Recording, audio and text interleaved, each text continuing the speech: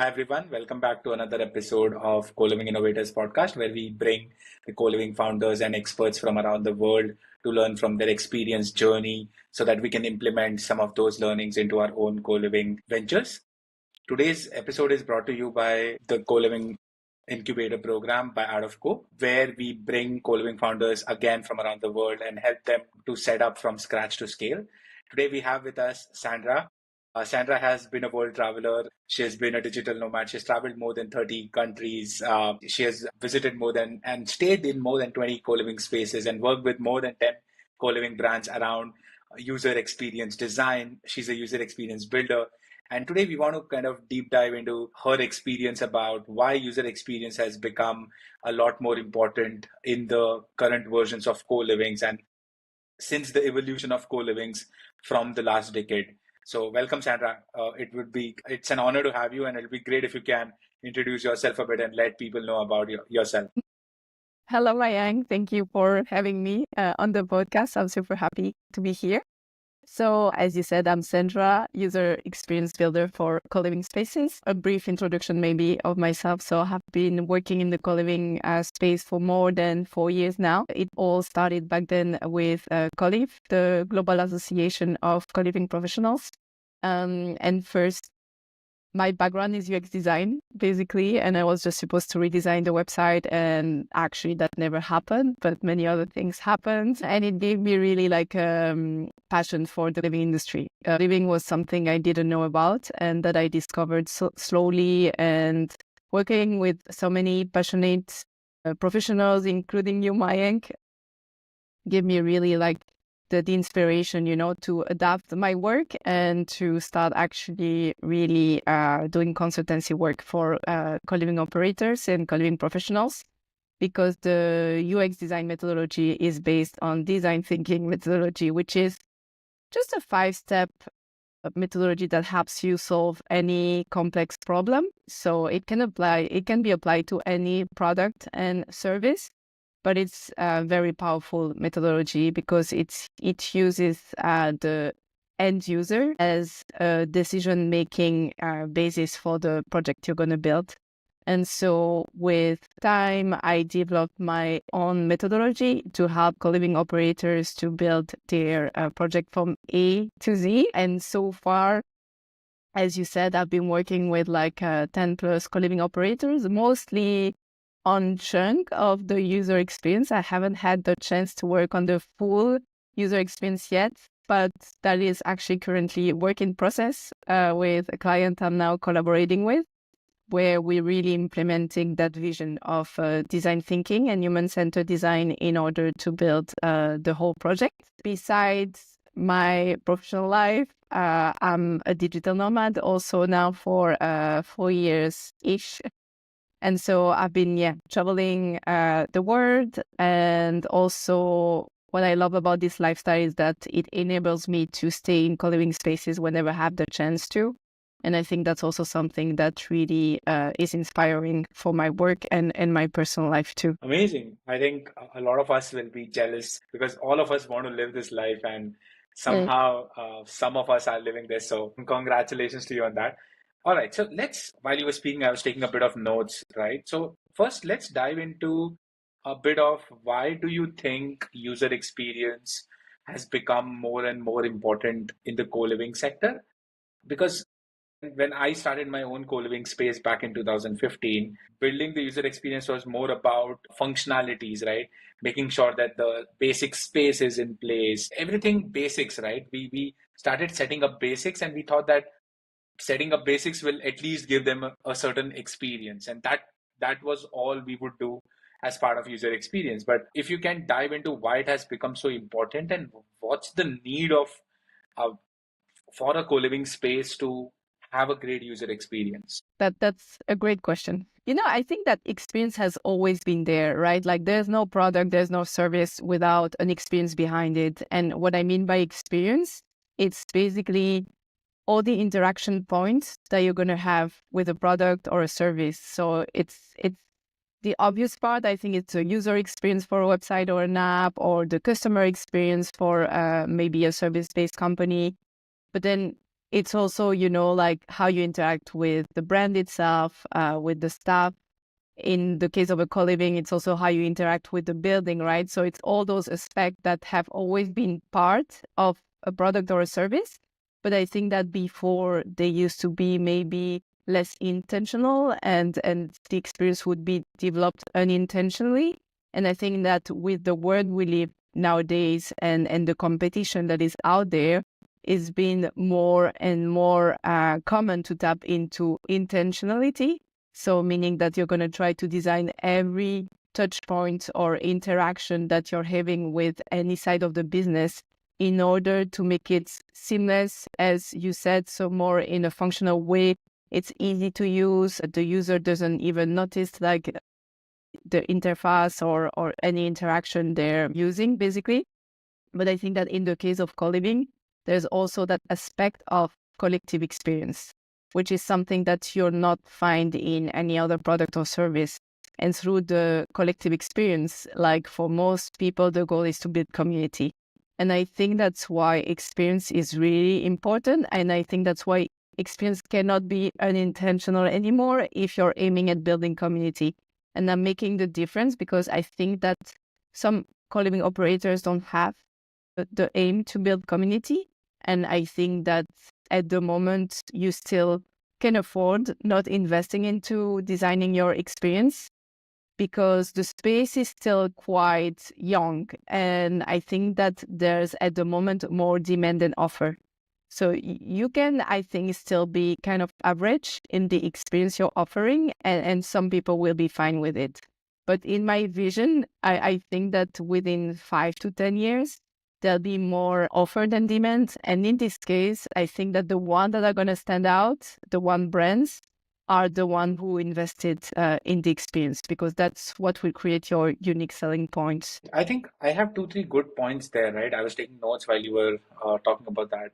One is what you said. Like I'll rephrase it, right? The last decade was about establishing co-living, was about making sure that people understand what it is and establishing it in people's mind as well as in, like, let's say, owner's mind, landlord's mind, different stakeholders' mind. So there was not specific or a great focus was given on experience because it was more about establishing the idea. But as we are moving ahead and the business models are improved, the profitabilities are clear, more and more people are now moving intentionally towards creating better experiences, because you rightly said that experiences are on set to community building. So because if you have a seamless experience to all the touch points, right from when people start searching, they come to your website, they give you a call or send you a message, they talk to you, they see the place virtually or physically, then they want to book the place, they sign an agreement, and from there, then they take it to, let's say, moving in, onboarding. All of that becomes part of the user experience. If the user experience is set right, the intentionalities are set right, approach, it becomes easier for them to integrate into your brand values, your community values. And from there, it kind of becomes a seamless experience where you start enjoying the time at the co-living space as if it's your own home, because you have been integrated really well. So I think it's becomes, and you rightly said that now in time to come, it will become more and more important, because right now a lot many operators are still not focused on community. But as more and more people become focused on community, figuring out what an ideal customer experience or an end user experience or a resident experience looks like will become really, really important. So I think it establishes the fact that user experience is going to be a key component that each and every the co-living brand will want to look at. And I want to again come back to you on user experience, right? How do you define user experience? Like, is it only the digital part of it? Is it like physical part of it? Is it the combination of digital or physical? What are the different components of a user experience for a co-living space? So in my opinion, it's not only the digital. And that's why I think, you know, so what I was telling about UX design is that it's all based on design thinking, and there's also other terms in that design industry that you will find. Like service design is one other term that is used for experience design. And I think it's always taking that methodology of design thinking, but then zooming in on the application, you know? So for instance, your experience can be applied to your digital product, but it's way bigger than this. And that's what I'm trying to bring now in the project I'm working with. It's not always easy because it's something new. It's something people don't know about. So usually people are going to tend to focus on what's not working, right? So this is the one problem I have, and I want to solve this problem. And for instance, you know, if you take the whole user experience, it's about onboarding or it's about communal living, you know, it's a very precise part. But usually if you have a symptom, it comes from like a bigger problem that is actually impacting the entire user journey. And that is usually at way bigger level, you know, it's something that operationally is not working, or it's in terms of your staff, there's something that is lacking there. And so the way I like to approach experience is as a holistic competency and skill. And it's looking at the big picture and see, okay, there's a symptom, but what is the core disease we're looking at and how can we solve it in a holistic way? Now, usually co-living operators don't like this because it's very fast paced, you know, and I think we have different interests, right? And so usually it's like, no, let's focus on the symptom, you know? So then I try to find compromise and we work the way we work. But I really think that if you take that time to go back to, okay, what has not been designed properly in the whole process, then it helps you at all levels in the business. So I think, you know, having that holistic approach around experience and not only seeing it as, okay, experience is my user going on my website, as you were describing, right? And then user entering the building and then user going into the room. So physically and digitally, I think it's also more broad than that. It's also, how did the staff think about this? How did the CEO bring the vision to life? You know, it's a few systems connected between them, you know, created that big ecosystem that is complex. Like, I think it's very complex. And recently we've been collaborating on one project, right? Implementing tech in a co-living space, and so helping a co-living operator implementing it. And when you go into that level of complexity, it's scary, I think. So I understand that people, you know, don't want to go there, but I think that it's the beneficial way to go for the long-term vision. But maybe you also have some insight here, Mayank, because I think that you also have been doing this work. And also, I think that you have the tech side of things. So maybe there's something you'd like to add here. Right. So, in my opinion, I think we cannot in today's world where 99% of the decision making is happening online, we cannot take the digital out of the user experience anymore. Earlier, user experience was more about how the person is interacting with each and every touch point when he is actually present physically in that space. But that's not the case anymore, because for him to be there, you have to convince him to be there. And for you to convince him, you have to take him through a journey even before he agrees to come to and stay at your place. So I think in my mind, user experience is more about how do I build different parts of the journey which helps me in taking a end user from being aware about my products and services to then considering it, to then deciding to take those services and then actually using it. So it's like it's very similar to the marketing funnel that we have, which is awareness, consideration, conversion funnel. And then you actually start using the product, and that's how I now see user experience. But okay, I have one more question. So while you were talking about that, right, a lot of us don't uh, understand the impact that a good user experience creates for a company, right? Because the outcomes are not very tangible immediately. Long term, people can see impact of it, but in short term, people actually, it becomes very difficult for people to understand, because the you cannot actually see immediate outcomes.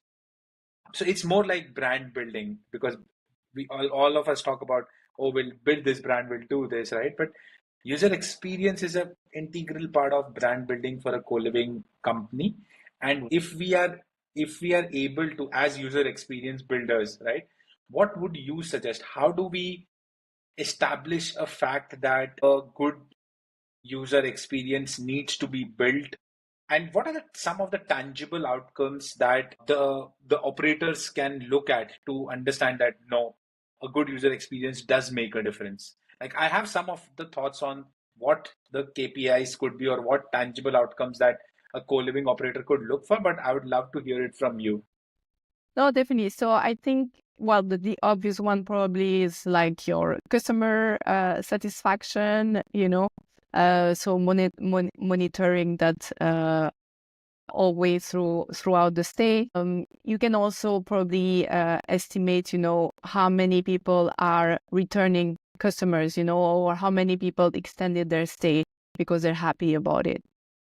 How many, then you can also do some survey to understand how did they feel on a scale from 1 to 10? Like, did they feel at home? I think that's a good indicator. Indicator. I know it's hard to believe for like number-oriented people because, as you were saying, there's no direct, number that is, especially if you take it financially, that is gonna indicate how good an experience is. But I think that it kind of makes sense, like people who extend their stay, people who are returning. And also, I think one big indicator is the word of mouth. And in terms of marketing, probably you know better than me, but having word of mouth is considerably helpful for a business.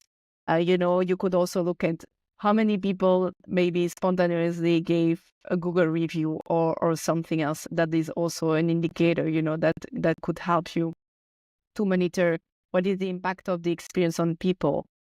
Those are maybe the more obvious. Then you can go maybe into more specific, if you want to offer a meaningful or a transformative experience, like, so how many people would qualify their experiences? What I mean by meaningful is that an experience they will take with them and they will remember their entire life. And by transformative is like, I got my life changed throughout this experience in a way or another. And so I think this is the top outcome that you want to have as a co-living operators. At least you want it to be meaningful. At best, you want it to be transformative for people. So those are also, I think, indicators that you can monitor. It's more quantitative, it's not qualitative, but I think they're important to ask. I want to talk about an example here, right? And talk through that example. So I was working with a co-living brand based out of Europe. I don't want to take the country name. They had about 300 or 400 units that they were managing. They grew too fast in the last couple of years to scale. They were still able to manage. They manage everything in on an Excel, and they were doing all the bookings by talking to people. They didn't have a booking system online. They started facing issues because one of the teammates left and everything started breaking because now it was the people dependent system and not a system dependent system, which made it very, very difficult for them to continue to have the same experience for an end user, right? They were very personal. That person would basically handle everything. And once that person left, it started creating issues for the company. And then they started to go back to look at the whole journey and the user experience, what to automate, how to make it more better, how to improve all the touch points, how to improve the communications on all the touch points to make it streamlined, right? So they didn't take it serious when they started because things were working for them, and that's how most of the co-living brands are. They just think that okay, it's working for me now, it will work in future. Why do I take care about it right now? But I would like with this brand that I worked through about in 6 months with that brand, and we basically broke down the whole uh, tangible outcome things into two part. One was qualitative, other one was quantitative. Within quantitative, we started measuring few numbers. The first set of numbers were what is the amount of time people are spending on the website because that's their first touch point, right? So first was organic traffic. How many people are discovering you organically? Second one was how many people are then staying on your website for how long? And third was, if they are staying for long, what actions they are taking. So we created the whole bunch of events on their website to understand the user behavior. And then we restructured their whole website to make it more user friendly, to make it easier for people to take decisions, to book, that why they should book book a place with them, or at least consider them, right? So that was the first part of tangible outcomes, which was part of digital experience, which is easier to measure, is how many people are coming organically, inorganically, how long they are staying, and what they are doing, right? That covers the basic digital user experience for an end user for a co-living space. Then we broke it down to, once somebody has come in and fill in the lead form, how does that experience look like? And that's where I think you were now talking about implementation of tech. It is very complex to, because you are trying to mimic a human behavior and trying to automate some parts of it through technology, and there are so many edge cases around it that it becomes very, very difficult to cater to all the edge cases. So even if you're able to cater to 90% of them, we're doing a great job at it. Now, when the that particular lead comes in, where it goes, who responds to it, how fast is the turnaround time in responding to them, what's the time to conversion, like once when they came in and when they decided that they want to take the place or not want to take the place. So what's that time like? Because if that time is lesser, you're doing a good job. If that time is more, you're not doing a good job. So what you have to do is, at every phase of your journey of an end user, you need to define some of the qualitative metrics and some of the quantitative metrics, which basically mimics an ideal behavior. And that's how, in my mind, I generally use this approach to make it a lot more tangible for people to understand that why they need to think about their user experience a lot more than they are already thinking. That is how I kind of think about it. And you rightly touched on a couple of more points, like the word of mouth, the referral numbers, how many people are returning users, how many people are extending stays, right? So, and the reviews, how many people are giving reviews without even asking for it. So I think all of this is valid. Some of them are qualitative, some of them are quantitative. But I think if I speak in this language to a co-living operator, they understand that what a user experience can do for their brand, right? It can make you profitable. In single word, great user experience, more profitability. That's because if you look at Apple ecosystem, right? See the user experience Apple has created. It takes time. It's not a 1 day job or 1 month job. It takes consistent effort over years in order to make sure that you perfect your end user experience. But you look at where it is today. You don't have to sell Apple to anyone. People just, because of the user experience that they had, they just keep buying it, right? So I think that's what the co-living operators also should look for, because user experience is about thinking a bit longer term. A lot of co-living operators are in survival mode. They just want to survive and then think about everything else. But I think last decade, we are past that survival mode. Now it's more about intentionally creating those experiences, as you said. All right, I think we've established the fact that user experience is important. How do we how do we make it more tangible so that people understand it? So now you spoke about a 5 step process, right? Your 5 step process to build a great user experience. Can you take us through that 5 steps one by one by giving some examples of how you have implemented them into various co-living spaces? So the first step is actually about researching. It's considering that you have a great idea, but this is coming from your own brain with your own experience. It's really like testing your assumptions, basically, to make sure that the problem you're solving, you want to solve at least, is an actual problem for your users. In co-living, it kind of seems quite obvious, I think. Obviously, you are, offering accommodation or housing for people, but doing research, I think in general is underrated because you need to get to know your target. And so, for instance, why is that important? It's that then you create those personas that are going to be the foundation of the project you're working on. Where if you take your own mind, your own ideas, and you're just like, let's do it, you create everything in your point of view.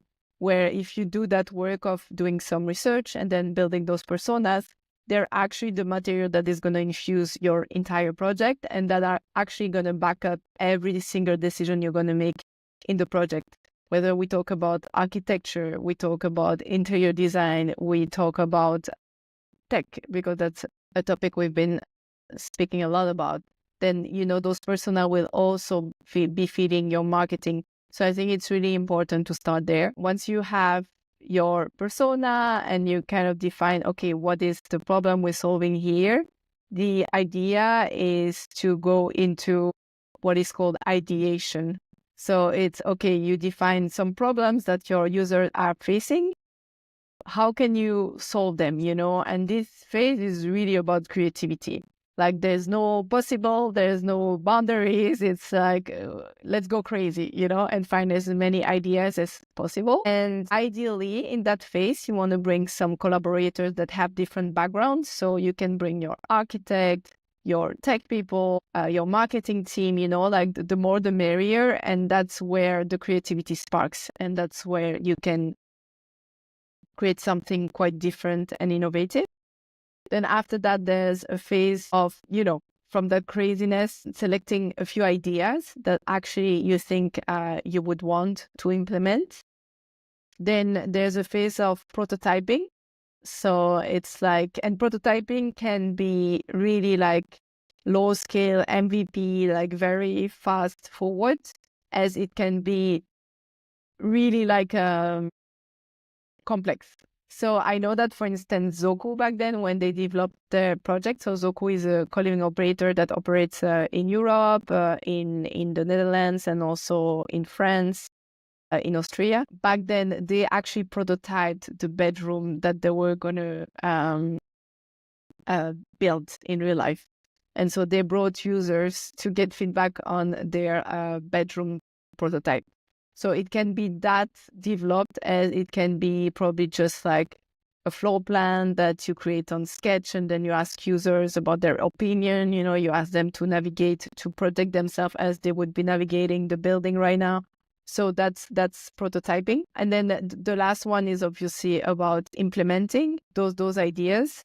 But what's really important in the process of design thinking is that there's a constant iteration process at every step. So every step impacts the previous one and vice versa. So it's really like a living, breathing process where you need to be very agile, and you need to really, I think, come up with everything will be changing all the time. And that's how it's supposed to be, because I think that in general, in our world, we sometimes tend to fight change and we think it's not good. But actually, I think that change is good, because it means that you learn something and now you're surrendering to whatever you learned, and you're agile and adapting. So that's the big picture of the design thinking methodology. Right. So I think I've been taking a lot of notes as you were speaking, and one of the things that you spoke about right now is around research, right? And I so agree with you. A lot of people undermine the value of research so much. They just go ahead and think that they are their own users, and they know that what they are building for. It becomes too late when they realize that either some part of the product is not the right fit, or the target market that they were targeting is wrong, or there is some better opportunity that exists in the market.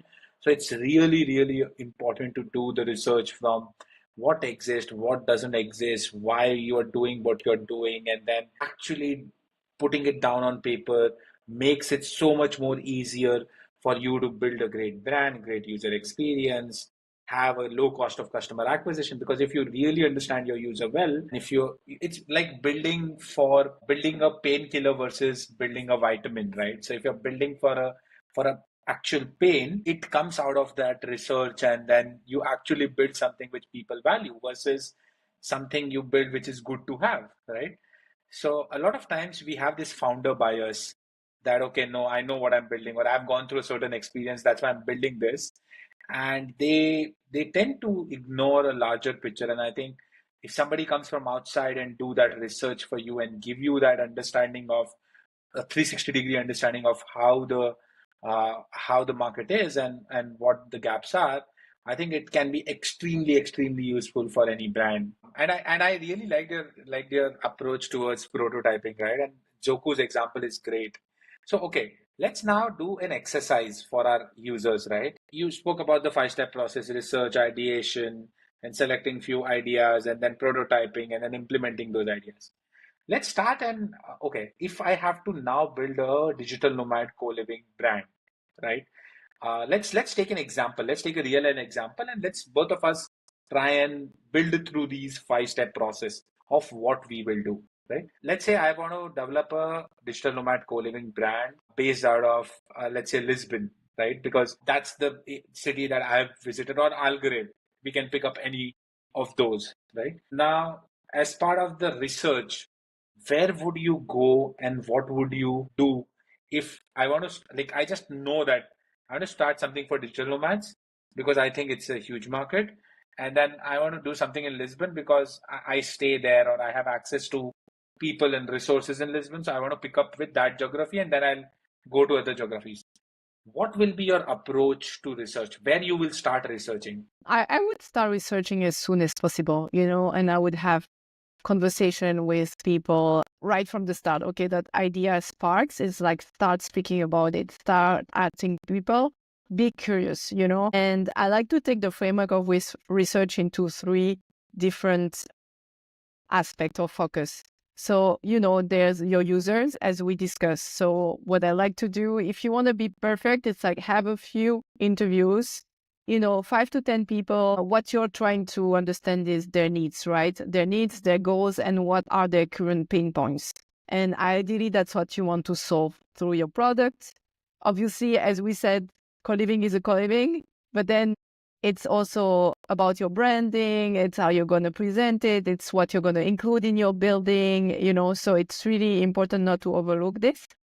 And ideally, once you have an idea, you do behind some quantitative survey. So then you try to have like good numbers of replies to just confirm that what you gathered through the interviews is something that you can confirm with the quantitative.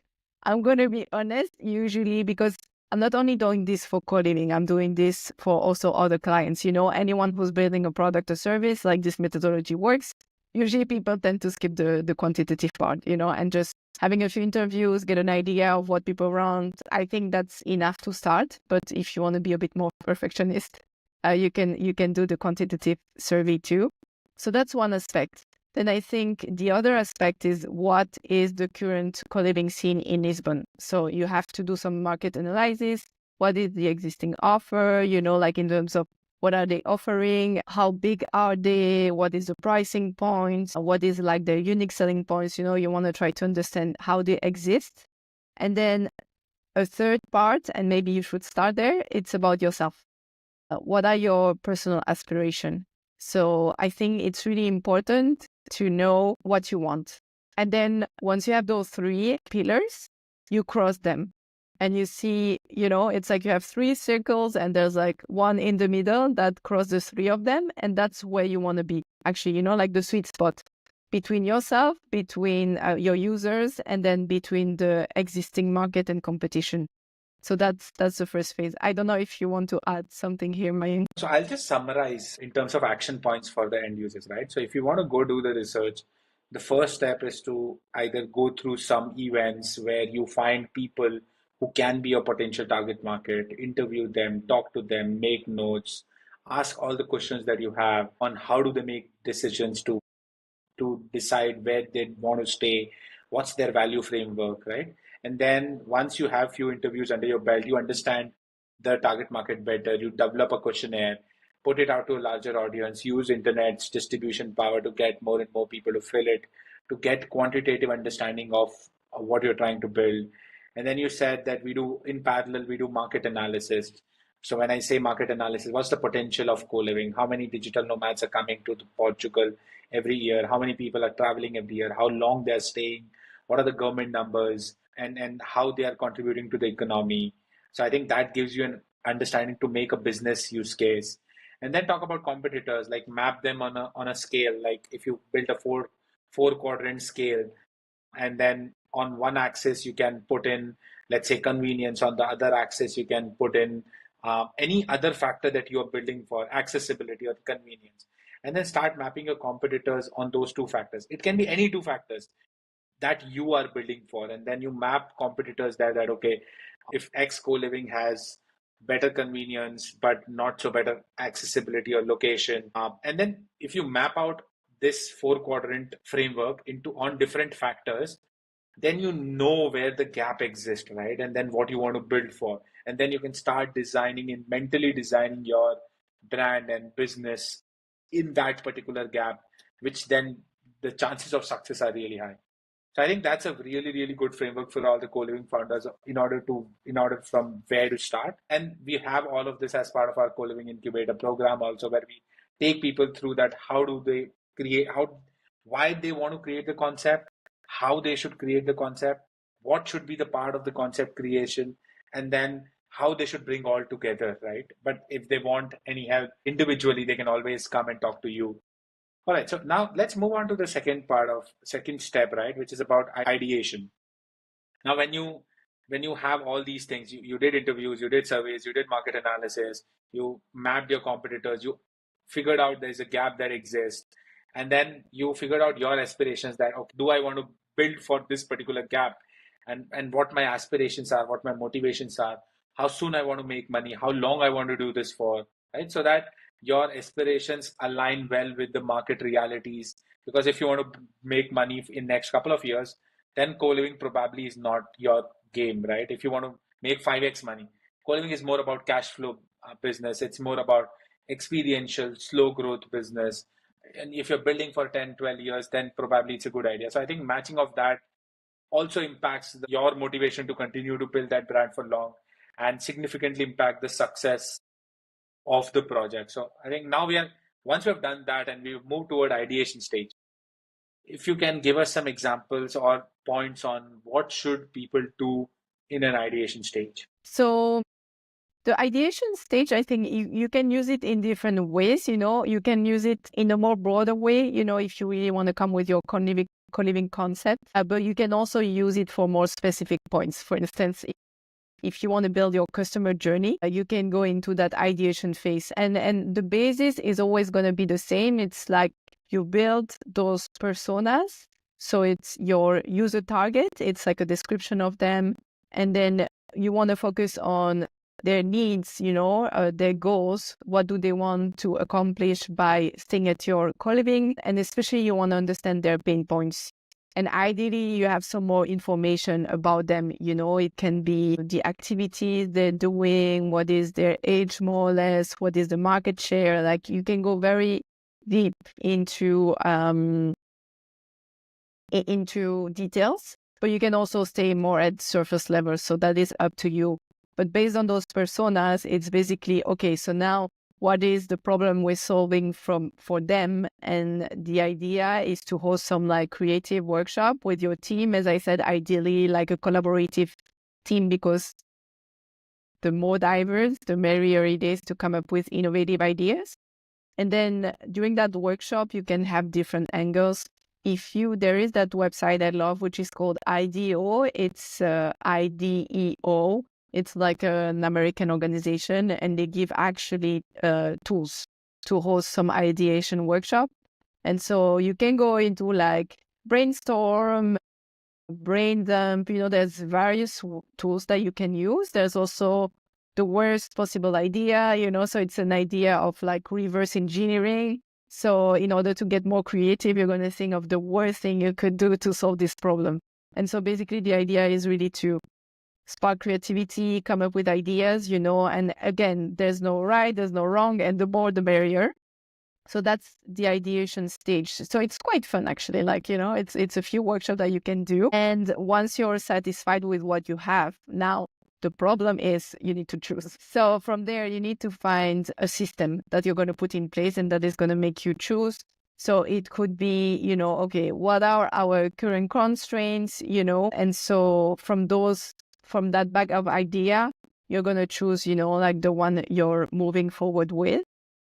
And for like our case in Lisbon, it could be that it's a bit complicated to come up with precise ideas, I think, because it's No, very so it's so very just to large. just to give just to give people example, right? Mhm, You touched upon IDEO as a tool for people to use to figure out different, like IDEO has different tools which they can use from an ideation perspective. But the basic idea is get your people together, get your core group together, talk to them about your findings, and then brainstorm or use different tools to come up with different ideas that you would want to do as part of the process in terms of how do we want to kind of build this co-living space, and list out, let's say, 100 things that you would do, list out 50 things that you would do, right? mhm, Once you have those 50 things in front of you, that will actually give you a lot of perspective on, okay, what are, as you said, right, what are my constraints, what can I do, what's the capital requirement for all this.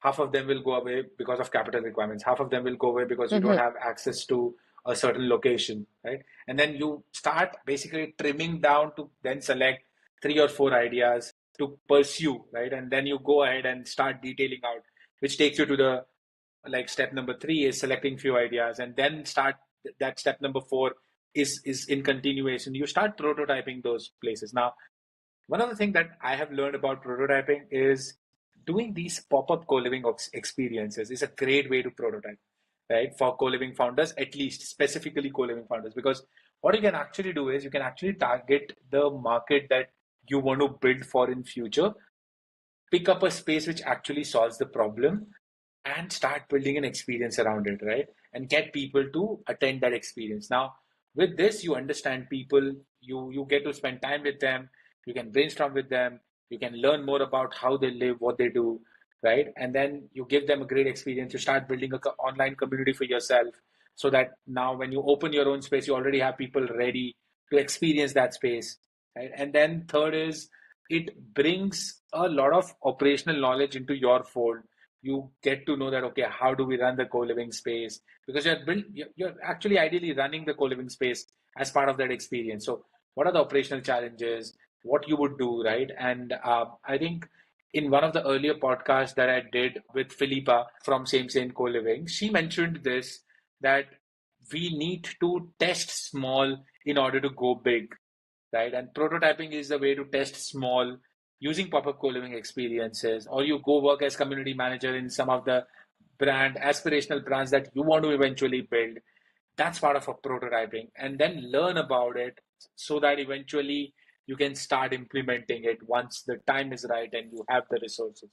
So I think that's the good way to kind of build your user experience using your 5 step process. So I think that's great. I think this framework will give people a lot of insights into what can be done and how they can approach things. All right. So one of the last things that I would want to touch upon is, like, any like top 3 suggestions that you have for upcoming co-living founders, because that's the main audience for us, people who want to become co-living founders at some point in future, or who are already co-living founders but are looking to improve themselves.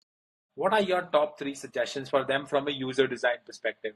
So, as you said, Mayank, I think it's about being curious, and it's indeed, you can host a pop-up co-living, but I think even before that, you can attend a co-living experience. Because I do think that most of co-living professionals have never experienced co-living themselves. And I think it's such a complex product to build. It's really great to experience it for yourself. And then indeed, I think hosting a co-living experience is also amazing, like a pop-up, because it's not, indeed, you're going to get to know your targets, start building community, but also you get to know what you like doing and what you don't like doing. Because I think co-living is also complex because it involves so many different skills compared to other industries. And sometimes, it crosses words that don't speak to each other. That's why I think design thinking is very powerful, because we bring all those words together, right? And now we speak the same language and we have the same goal, which is building this for our end user. So I think that if you host something yourself, you can understand, what do you like doing, what don't you like doing. I think it's the moment where usually people are like, okay, I hate operations, or I don't want to be a community manager. So it's really good to know that, because then when you start your own project, you know exactly where you stand and you know exactly who you need to work with, right? So I think that's very important. I think resilience, probably more resilience. As I said, I think that co-living is probably one of the hardest product to build. It's like foreign people living together as a service. So people have high expectations, and you're gonna face the tragedy of the common, right? Like people not cleaning their plates, people complaining about each other, conflicts between people, very demanding customers. So be resilient. I think it's really important. But I also think that's why designing is very important and intentionally is really important, because if you can avoid at the maximum those friction points to start with, you're going to make your life easier and your customer will be happier. So it's really important to think it through.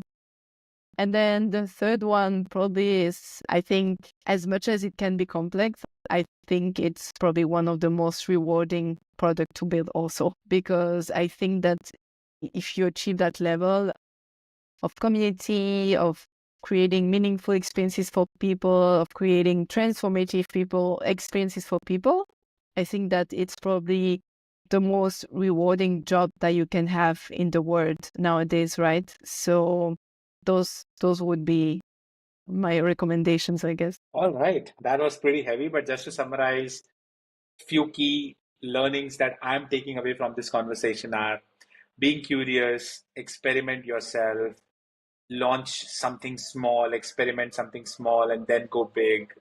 It's a complex product to build, so it requires a lot of resilience. The impact that it ends up creating in people's life is huge. So it's really rewarding that way. And I can vouch for this, right? I've been an operator, then I've worked with more than 45 different brands across 15 different regions.